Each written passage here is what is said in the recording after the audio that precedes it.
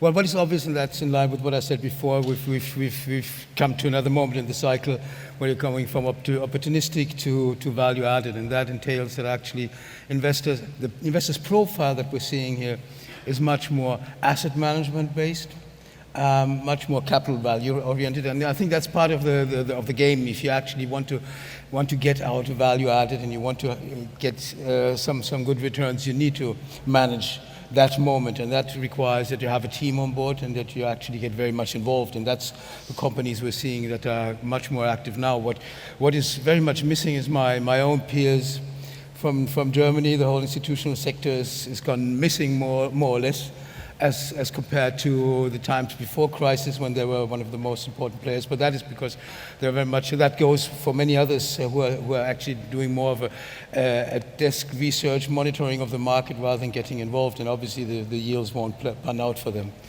In terms of foreign capital also, what is true is that there's a lot of foreign capital coming in indirectly through the listed companies.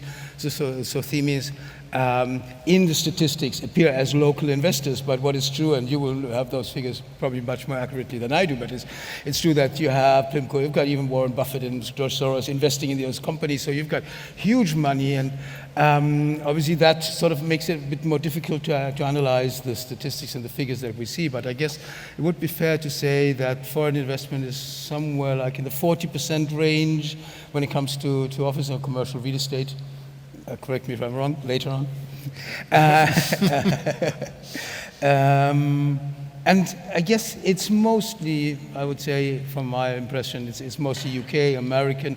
The Asians, you've got the odd Asians who comes in and buys one tower for 500 million. Obviously, that has a huge impact in the statistics for Asian investments, but it's a singular event rather than anything else. We've had the other case where one Chinese investor had a heavy run-in with Town Hall and then sold out again within 12 months.